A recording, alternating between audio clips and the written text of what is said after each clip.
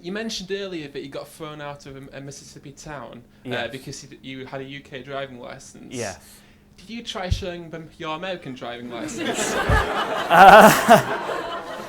No, I didn't.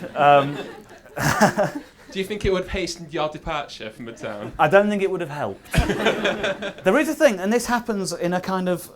you have to sort of weigh up. When you're talking to the police in America, you know, they have guns for a start. What had happened is it was a very long day, and it had got dark, and it was late, and we'd arrived in this small town called Byhalia. It rhymes with failure. And we were driving around looking for a motel, and everywhere was dark. So we were cruising very slowly, and we were looking at every business to sort of see if it might be a motel if the lights had been turned on. And I think the police car saw us in a California car, out of state, a very distinctive car as well, thought something's a bit odd there. Are they casing these joints out? Are they sort of looking to cause mischief? They flashed the lights, pulled us over, loud hailer thing saying, pull over, pull over, pull over. So they pulled over, and you start panicking immediately, your heart's going, cold sweat.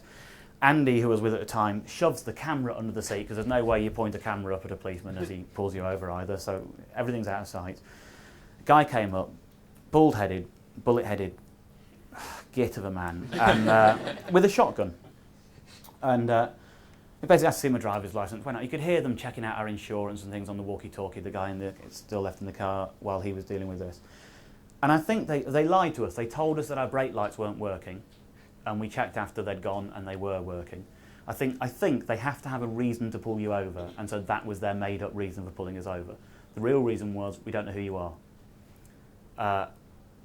Everything we said was legit. You showed him the licence, and he just didn't recognise it. He'd probably never seen a UK driver's licence before. He'd never been trained to deal with it. He decided to say it's illegal.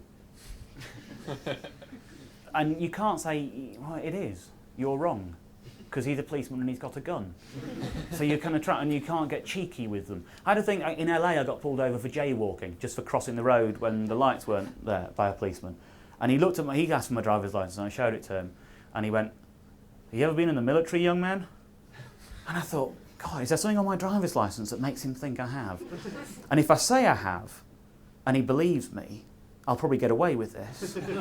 But if I say I have, and he knows I'm lying, I'm making it worse for myself. And you just end up sort of being completely constrained into only telling the truth and only saying exactly what you were asked, and definitely not rolling up your sleeve to show them a tattoo. I just don't see how that could have possibly helped. It'd have been an interesting evening. It would have been an interesting evening. But no. Interesting more for you than for me, perhaps, and I'm not that much of a... I'm not going to make a victim of myself. Cold hard floors in this. Yeah. Of what, sorry? You're not a big fan of the cold hard floors? No, I'm not, really. And we ended up sleeping on one anyway, as it goes, in the motel. Was bad enough.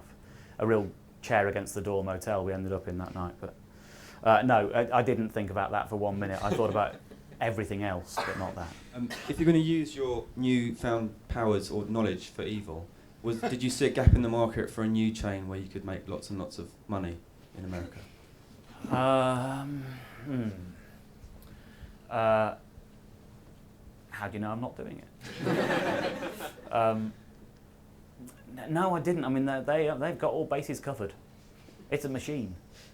You know, if there's a gap in the market, it doesn't take long before it gets exploited. I'll tell you, there was a gap in the market, and I think it's now being filled. I was in the States last week, and I was flicking channels late at night, and I love infomercials. I mean, they are evil. They are completely evil. They're all selling weight loss, natural remedies, and wealth. So they're basically selling to fat, poor people how to not be fat and poor at 3 in the morning by giving them $20 5 times or whatever, and we'll send you a book with all the secrets. And they all pretend to be TV shows.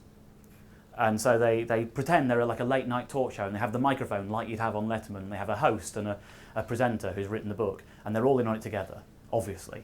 And you'll see the same host interviewing one person about natural remedies, and then next week you see him and he's advertising how to beat mortgage failure by investing in property with no money whatsoever. You can buy 100 houses like this person for no money, and he's now a millionaire, and he's got no money, but he's now a millionaire, and he's bought 10 houses in 1 week, and all that. And then one of the guys who was the host, I saw him being interviewed by one of the others.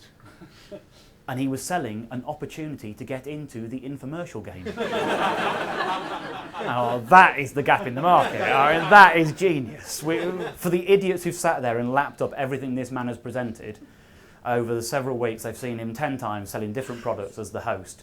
He's now sitting there going, you can make money in infomercials, and I'll tell you how. God, that is head-hurtingly brilliant. And was probably the last remaining gap in the last remaining market. It's just been plugged by that man. It was fantastic. I love it. I hate it, but I love it. You know. So no, if I'd thought of that, I'd have done it.